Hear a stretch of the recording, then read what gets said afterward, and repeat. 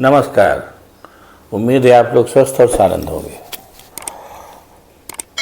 RSS के बारे में सभी जानते हैं। इनका अपने बारे में इनका मानना है कि ये सांस्कृतिक, धार्मिक और राष्ट्र से संबंधित कार्य करते हैं। बावजूद इसके इनके जो अध्यक्ष कह लीजिए, मतलब ऐसी लैंग्वेज में, भागवत साहब, इनको Z+ सुरक्षा मिली हुई है। राष्ट्रीय और सांस्कृतिक काम करने वालों में से कितने लोगों को Z+ सुरक्षा की दरकार होती है ये तो मुझे नहीं मालूम, लेकिन भागवत साहब को मिली हुई है।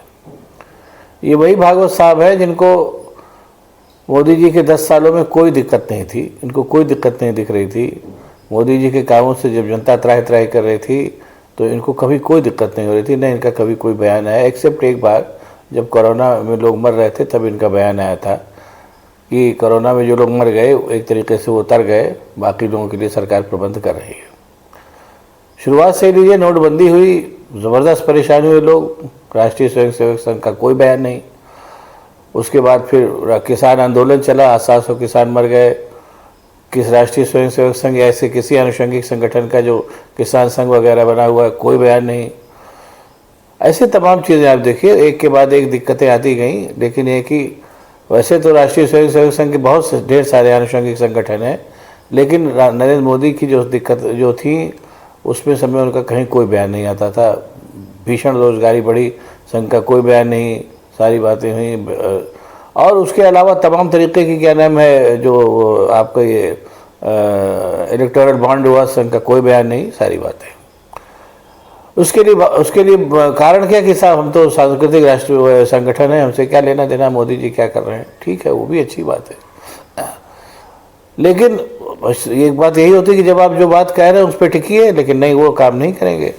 अब जब, क्या नाम है, इनको लग रहा है कि सत्ता हाथ से जा रही है, उस समय कोई बयान इसलिए नहीं आ रहा था कि सत्ता थी और देखने से लग रहा था कि सत्ता बदस्तूर चल रही है और सत्ता आगे भी चलेगी। और उस सत्ता से जो लाभ था, उस सत्ता से जो लाभ मिल रहा था उसको उस लाभ को लेकर के भी सारे, चाहे वो भाजपा के लोग थे चाहे संघ के लोग थे, बड़ा आनंद आ रहा था। मुझे याद है, मैं ऐसे तो मैं ज़्यादा तो नहीं, लेकिन 3-4 ऐसे 5 स्वयंसेवकों को मैं पर्सनली जानता हूँ जिनकी, क्या नाम, हुलिया ही पलट गई इस बुरे दौर में।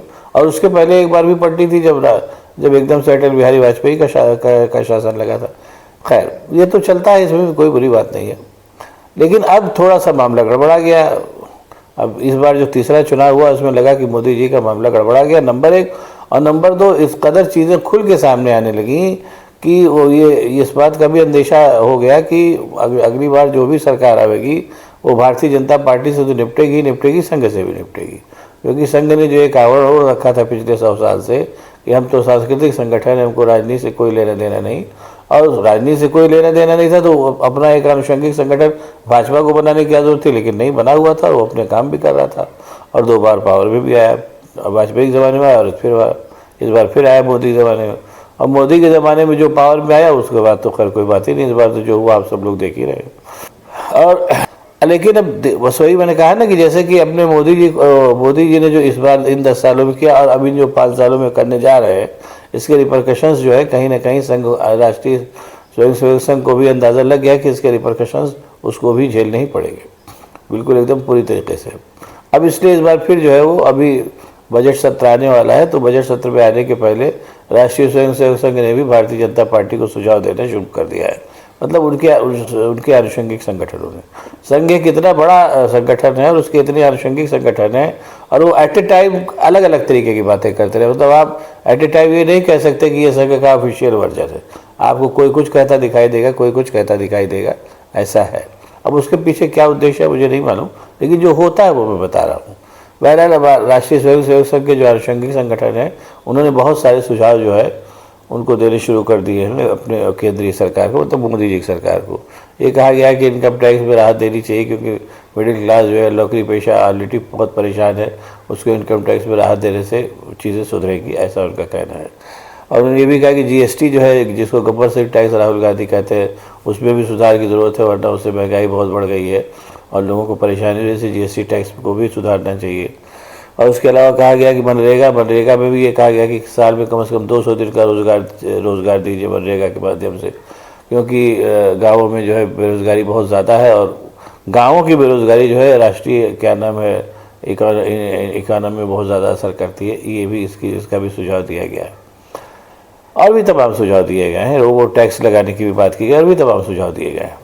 उन सुझावों के पीछे कहना यह है कि इन सुझावों को मानने से इंडियन जो अगली जो बजट सेशन में जो होगा और जो बजट बनेगा उससे भारतीय राष्ट्र के बजट को काफ़ी फायदा पहुंचेगा, ऐसा कहा जा रहा है।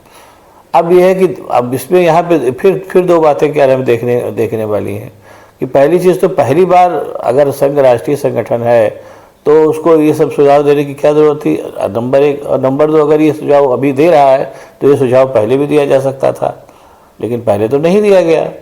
खैर चलो, दे रहा है, दुरुस्त है, तो आप सुझाव दे रहे हैं। अब सुझाव दे रहे हैं तो उसमें एक बात और सामने आएगी, ये तो खैर कुछ दिन बाद पता चलेगा कि आपके सुझाव को किसी ने माना या नहीं माना। ये सबसे बड़ी बात है कि इस समय ये जो एक तरीके से ये जो काम सुझाव संघ ने भी शुरू किया सुझाव देने वाला, जो मैंने 2-3 आपको बताया, इससे 2-3 बातें हैं। पहली चीज़ तो ये कि संगठन जो है ये कहना कि आरएसएस का क्या नाम है कोई दखल नहीं भाजपा के साथ, ये गलत होगा।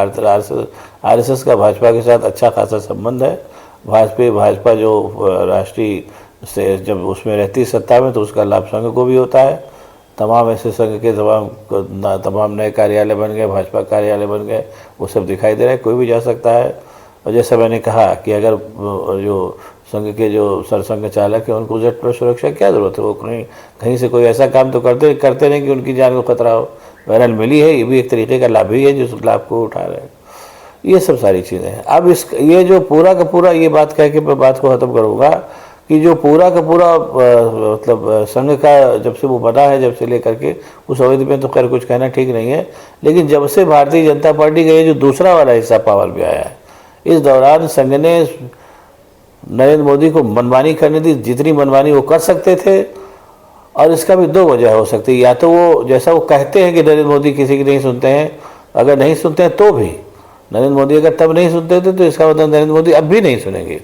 सुनना न सुनना एक अलग बात है, लेकिन आप अपनी बात कह सकते हैं। संघ ने पिछली बार के चुनावों में पिछली बार के इनके पिछले 10 साल के कार्यकालों में कभी भी कुछ कहा ही नहीं नरेंद्र मोदी से, कुछ कहने क्या नाम है वो कोई सुझाव दिए ही नहीं। और जबकि अगर वो दे सकते थे तो उनको देना चाहिए था। अब इस बार वो फिर से ये दिखाने के लिए कि वो मतलब क्या नाम है उनकी कुछ थोड़ी बहुत वो है, भारतीय जनता पार्टी में ढकेल है, ज़बरदस्ती सुझाव देने का नाटक कर रहे हैं। ये कुल मिला के नाटक है और कुछ नहीं। इस नाटक के केवल 2 मायने हैं। पहली चीज़ तो ये है कि जस्ट केवल ये शो करना कि अभी अप्रासंगिक नहीं है, भारतीय जनता पार्टी उनकी बात मान भी रही है।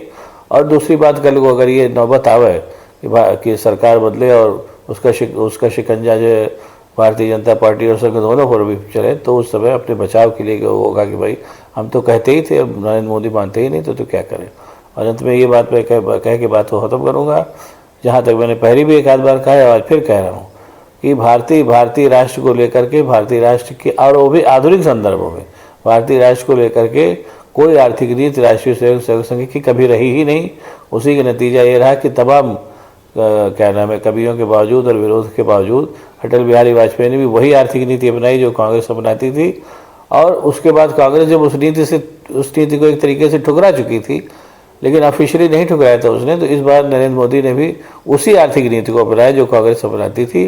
और चूँकि वो फूहड़ तरीके से अपनाई गई, इसलिए उसके रिपरकशन और भयानक हुए जो आज की तारीख में दिखाई दे रहे हैं।